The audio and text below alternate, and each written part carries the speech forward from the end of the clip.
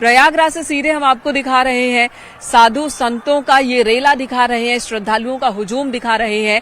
और अपने camera person Anil से बोलूंगी एक बार यहाँ की तस्वीर भी दिखा दे। मैं जहाँ मौजूद हूँ, ये न्यूज 18 का मंच है, मेला क्षेत्र के अंदर ही मौजूद है। और यहाँ से आप पूरे इस तंबुओं के शहर को देख सकते हैं, लोगों की भीड़ देख सकते हैं। यहाँ से आपको जो सड़क दिख रही है, इस सड़क पर देखिए कितनी बड़ी तादाद में जन सैलाब की शक्ल में ये लोग बस बढ़े जा रहे हैं और ये खत्म नहीं होगा। ये रेला सुबह से ही इसी तरह से दिख रहा है, लोगों की ये कतार इसी तरह से दिख रही है। सभी ऐसा लग रहा है कदम ताल करते हुए, बिना कुछ प्रैक्टिस के, लेकिन एक साथ कदम ताल करते हुए बढ़ते हुए लोग दिख रहे हैं। स्नान कर रहे हैं, लौट रहे हैं। और दूसरी तरफ आपको कुछ लोग दिख रहे हैं जो स्नान करने जा रहे हैं। जगह जगह पर पुलिस फोर्स की तैनाती की गई है, घोड़े पर भी सवार हैं पुलिस वाले, जो कि व्यवस्था पर नजर बनाए हुए हैं। और ये पूरी तरह से डिजिटल इस बार का महाकुंभ कहा जा रहा है, इसी वजह से भी क्योंकि पूरे मेला क्षेत्र पर 3000 से ज्यादा सीसीटीवी कैमरे लगाए गए हैं, ड्रोन कैमरों से निगरानी हो रही है, कंट्रोल रूम बनाया गया है, वहां से 24 घंटे नजर रखी जा रही है। अभी हल्का हल्का कुहासा है, हल्की बारिश भी हो रही है। और इसी बीच श्रद्धालुओं की ये भीड़ भी हम आपको दिखा रहे हैं, जो दर्शन पूजन के लिए आ रहे हैं, जो कि स्नान ध्यान के लिए आ रहे हैं, दान कर रहे हैं। और मकर संक्रांति के मौके पर पहले अमृत स्नान की डुबकी लगाते ये तमाम श्रद्धालु दिख रहे हैं। रुक एक बार फिर राजीव का कर लेंगे, हमारे सहयोगी मौजूद हैं। राजीव, वहां पर भी लोग जो हैं, जब ब्रह्म मुहूर्त से लेकर सुबह 4 बजे तक 45 लाख लोगों ने स्नान कर लिया था, तो अभी तक तो ये आंकड़ा और भी बढ़ गया हो गया।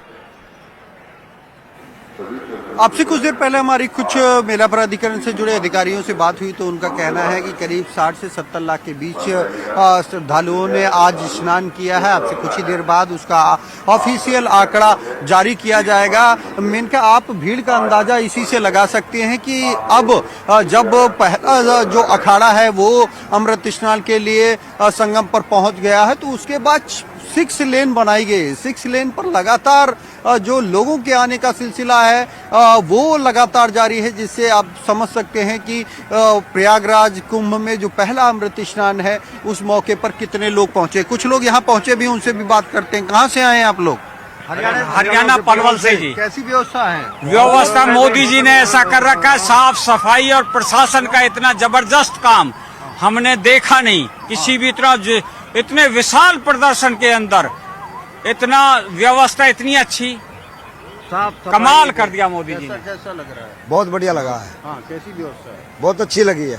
योगी जी ने जो सराहनीय का काम किया है। योगी जी ने सराहनीय काम किया, कैसा लग रहा है? बहुत अच्छा लग रहा है। बहुत योगी जी और मोदी जी के द्वारा ये महाकुंभ का जो शुभारंभ किया गया, बहुत ही अद्भुत लग रहा है कि प्रयागराज की पावन धरती पर महाकुंभ इस बार बहुत ही शानदार। कैसा लग रहा है? बहुत अच्छा लग रहा है। ऐसा लग रहा है कि जीवन का पहला उत्सव मना रहे हैं हम अपने जीवन। हर चीज की सुविधा, बस की सेवा, खाने की बस की सेवा, खाने की सेवा, रुकने की सेवा, A to Z से सुविधाएं उपलब्ध हैं। और भी लोग हमारे साथ मौजूद हैं। कैसी व्यवस्था? बहुत अच्छा, बिल्कुल बहुत बढ़िया, बहुत बढ़िया, बहुत अच्छा लग रहा है। मन खुश हो गया यहाँ पर आके। योगी बाबा जिंदाबाद, जय श्री राम, आप इनका समझ सकते हैं और देख सकते हैं कि हाँ, जो सरकार ने इस बार कुंभ की व्यवस्था करवाई है, बहुत ही सुव्यवस्थित ढंग से और बहुत अच्छी प्रकार से है। पूरी जनता इनका आप देख सकते हैं कि जो भी भक्त श्रद्धालु महाकुंभ में पहुंच रहे हैं वो मुख्यमंत्री योगी आदित्यनाथ का धन्यवाद देते हुए नजर आ रहे हैं, क्योंकि जो ये भव्य दिव्य व्यवस्था की गई है, इसको लेकर खुद मुख्यमंत्री योगी आदित्यनाथ बीते 3 महीने से लगातार वो एक के बाद एक अधिकारियों से बैठक कर रहे थे। और यहाँ पर जो तैयारियां की जा रही थी वो खुद लगातार करीब 4 से 5 दौरे कर उन्होंने देखा। महाकुंभ शुरू होने से पहले भी वो 2 दिन के प्रयागराज दौरे पर पहुंचे और कहां पर क्या व्यवस्था की गई वो खुद उन्होंने अपनी आंखों से देखा। जिसके बाद अब आप देख सकते हैं कि कल जहां करीब पौने 2 और करोड़ कहते हैं कि जब शासन चुस्त रहेगा तो प्रशासन को दुरुस्त रहना ही पड़ता है।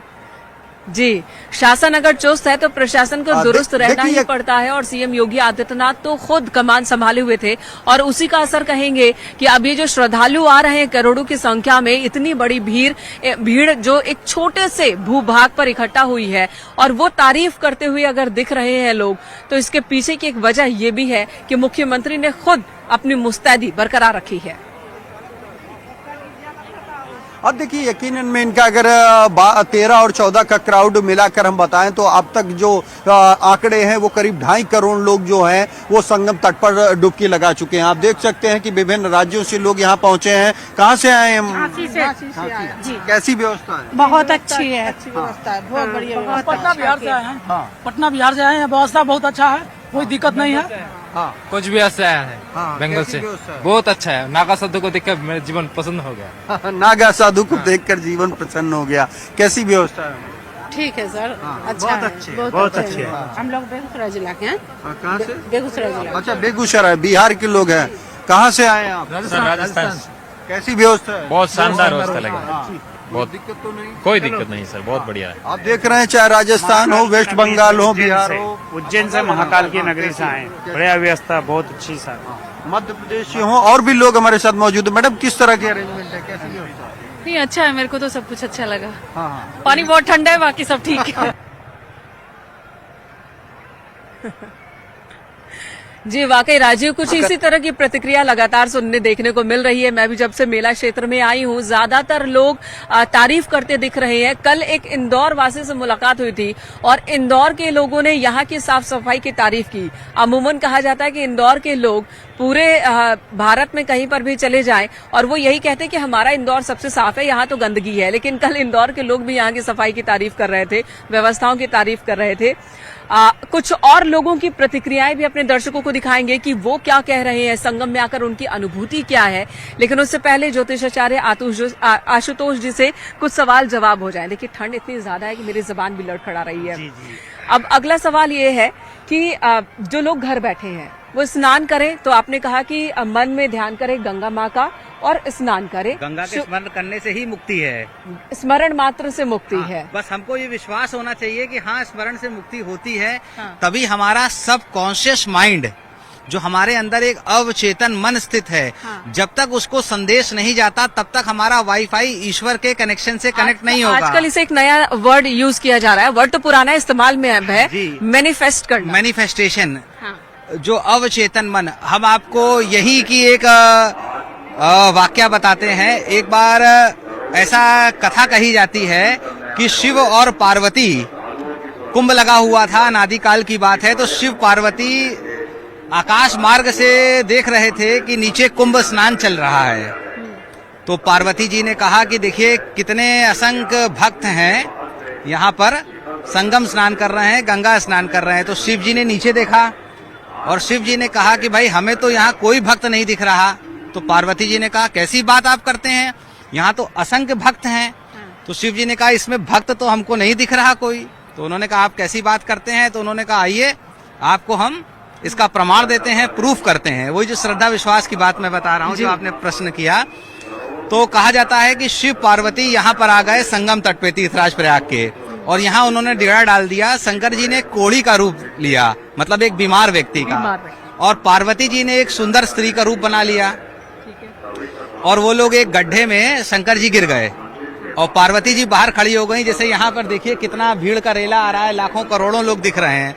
तो लाखों करोड़ों लोग उस रास्ते से जा रहे थे। तो पार्वती जी ने कहा लोगों से, एक स्त्री के रूप में थी, कि भाई मेरे पति यहाँ पर गिर गए हैं, पति परमेश्वर, और कृपया इन गड्ढे से निकालिए। तो कुछ लोग तैयार नहीं हुए, कुछ लोग तैयार हुए। तो उन्होंने कहा कि इनको तो बहुत कोढ़ है और अगर कोई पापी व्यक्ति होगा तो इनका कोढ़ उस पर चढ़ जाएगा। तो कोई भी व्यक्ति निकालने को तैयार नहीं हुआ। बताते हैं कई दिन शंकर पार्वती जी उसी गड्ढे में के पास रहे कि कोई तो एक भक्त आए, कोई नहीं तैयार हुआ। फिर एक व्यक्ति आया तो पार्वती जी ने उससे भी कहा कि भाई अगर आपने पाप किए होंगे, पापी होंगे, तो ये कोढ़ आपके हो जाएगा। तो उस व्यक्ति को गंगा जी पे इतनी श्रद्धा थी, उसने पार्वती जी जो सुंदर स्त्री का रूप लिए थी उनसे उन्होंने कहा कि माँ मुझे तो कुछ हो ही नहीं सकता, मैं तो बहुत पापी था, लेकिन देखो अभी अभी मैं गंगा स्नान करके आ रहा हूँ, और जो गंगा स्नान करता है उसका क्या मुक्त हो जाता है? पाप मुक्त हो जाता है। देखो मेरे बालों से अभी भी गंगा जल टपक रहा है, तो मैं बहुत पापी था, मेरे पाप गंगा जी ने धो लिए हैं, और मुझे पूर्ण विश्वास है कि मैं पाप मुक्त हो गया हूँ, मुझे कोढ़ नहीं हो गया। तो उसने शंकर जी को पकड़ के गड्ढे से निकाल दिया। शंकर जी ने तथास्तु किया और पार्वती जी से कहा कि देखिए इतने असंख्य लोग स्नान कर रहे हैं और सब कहते हैं गंगा से मुक्ति होती है, लेकिन उनका अंतर्मन स्वीकार नहीं कर पाता। केवल ये एक ही करने से नहीं होगा बल्कि मनन करने से होगा। मनन, केवल ये एक व्यक्ति है जिसको इतना कॉन्फिडेंस है, इतना श्रद्धा है, इतना विश्वास है कि सारे पाप गंगा जी में धुल गए, अब मुझे कोढ़ नहीं हो सकता। तो उन्होंने झट से शिव जी को बाहर निकाल दिया, शिव जी ने तथास्तु किया। उसका मतलब क्या है? जब हम 100% विश्वास करेंगे तभी हमारा कल्याण होगा किसी भी विद्या में। जैसे जो साइंस के स्टूडेंट है वो जानते हैं वाटर का बॉइलिंग पॉइंट कितना है, 100 डिग्री सेंटीग्रेड। तो 99 डिग्री कोई काम का नहीं है। जैसे यहाँ पर लोग आके कहते हैं कि हम बहुत श्रद्धा करते हैं, हम श्रद्धावान हैं, तो उसका भी परसेंटेज होता है। 90% श्रद्धा कोई काम की नहीं है, 99% भी नहीं है। जैसे वाटर का boiling point is 100 degree centigrade, तो 100 डिग्री से नीचे वाटर कभी बॉईल नहीं करेगा, 100 से ऊपर करेगा। कैसे पता चले कि 100 डिग्री तक पहुंचा या नहीं पहुंचा? तो ये तो हम लोग क्योंकि हम लोग एस्ट्रोलॉजर हैं, हमें मानना पड़ेगा कि हाँ पहुंच रहा है। नहीं तो जब तक, जैसे कुछ लोगों को यहाँ गंगा पे आके सिद्धि प्राप्त होती है, कुछ लोग की गंगा मैया मनोकामनाएं पूर्ण करती हैं, वो लाखों किलोमीटर से दूर आते हैं और पैदल आते हैं। जैसे हम लोग को भी यहाँ कितना पैदल आना पड़ा।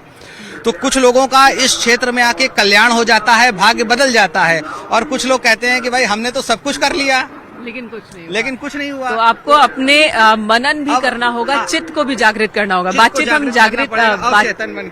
बातचीत जारी रखेंगे, लेकिन इससे पहले कुछ और श्रद्धालुओं को देखते हैं, सुनते हैं जो संगम के क्षेत्र में मौजूद हैं और अपने परिवार के साथ पहुंचे हैं। बहुत है, बहुत ज्यादा भीड़ है। हमें लग रहा है पिछले साल के जितने भी रिकॉर्ड हैं सारे रिकॉर्ड टूटेंगे। हर अगले दिन स्नान में पिछले सारे रिकॉर्ड टूटते जा रहे हैं। सरकार के द्वारा जो भी इंतजाम किए गए उससे हम बहुत प्रसन्न हैं। इस पर हम प्रशासन को बहुत बहुत धन्यवाद कहना चाहेंगे, क्योंकि इतनी भीड़ होने के बाद भी प्रशासन ने इतनी अच्छे से व्यवस्था रखी हुई है, जो किसी को कोई तरह की दिक्कत नहीं हो रही है। और साफ सफाई का भी बहुत ध्यान रखा गया, और इसमें पर्यटकों का भी बहुत बहुत धन्यवाद कि उन्होंने भी साफ सफाई को मेंटेन कर रखा। ইয়াত আহি বহুতে ভাল লাগিছে। এইটো যে সৌভাগ্য পাইছো ইয়াত আহিবলৈ, সেইটো কাৰণে বহুতে ভাল লাগিছে। আজিৰ দিনটো ইমান ভাল যে 144 ইয়াৰ্ছৰ পাছত ইয়াত যে এটা অপৰচুনিটি পাইছো আহিবলৈ, সেইটো কাৰণে মনত বহুত শান্তি এটা प्रभाव भाव आता है। जिला आगरा से कैसी व्यवस्था? बढ़िया है, बहुत सुंदर व्यवस्था योगी जी की है, और मोदी जी योगी देश के लिए सुरक्षित रहना चाहिए। This is just the most amazing experience. It's fantastic. We're loving every minute of it. It's our first time in India. I'm here with my daughter, and it's very emotional. I'm loving it. Thank you. I think it is very well organized, and it is very, very big, and it is so many friendly people.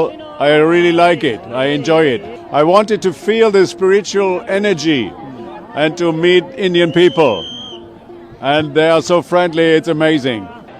I feel that it's very peaceful. I feel even with a lot of people, you know, every people is pulsing, you know, the Kumbh Mela. We can really feel the Kumbh Mela inside the bodies, you know. I just arrived yesterday, so I cannot say so much because still I didn't went for bathing. But for the moment, I'm really happy to be there, and I feel really good energy here. Yeah.